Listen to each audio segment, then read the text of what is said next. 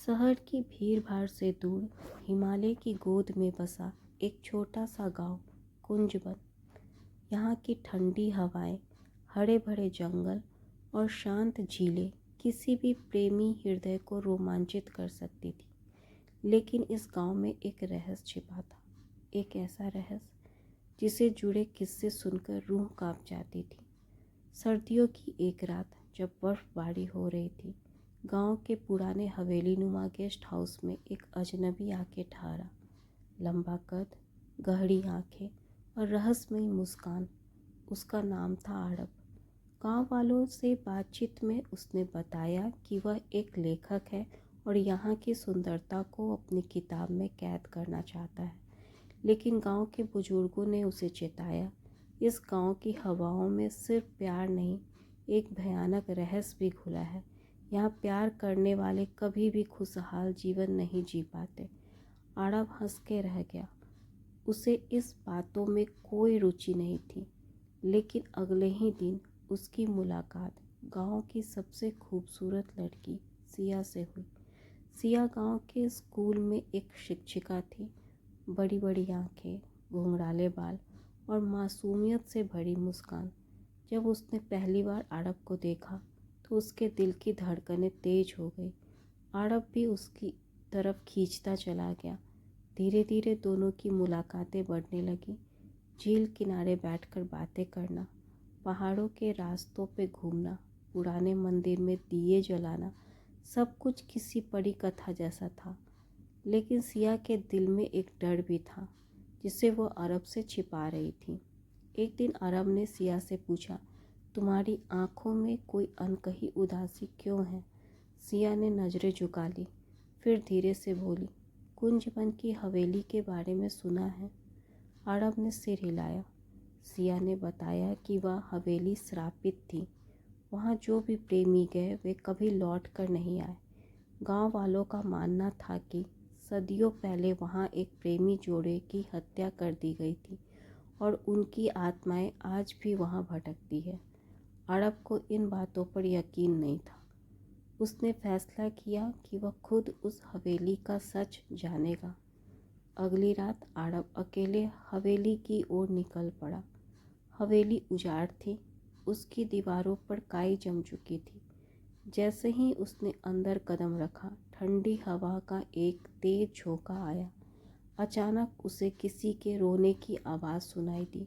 वह धीरे धीरे आगे बढ़ा। तभी एक पुरानी तस्वीर पर उसकी नज़र पड़ी।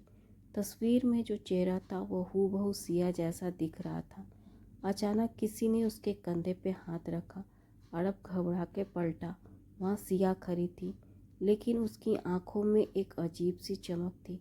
सिया, तुम यहाँ? सिया मुस्कुराई, लेकिन उसकी मुस्कान में एक अनजाना डर था। आड़ब, तुमने मेरी तस्वीर देख ली, अब तुम्हें सच्चाई बतानी होगी। सिया ने जो कहानी सुनाई वह रोंगटे खड़े कर देने वाली थी। मैं इस गांव की नहीं हूँ आड़ब, मैं इस हवेली में रहने वाली आत्मा हूँ। सदियों पहले मेरा नाम सिया नहीं बल्कि राधिका था। मैं इसी हवेली में रहती थी और मेरे प्रेमी आदित्य के साथ यहाँ से भागने की कोशिश की थी। लेकिन गांव वाले ने हमें पकड़ लिया और आदित्य को मेरे सामने मार दिया। उसके बाद मैंने खुद को इस हवेली में कैद कर लिया। आड़ब अवाक था। उसकी आंखों में विश्वास और अविश्वास का मिश्रण था।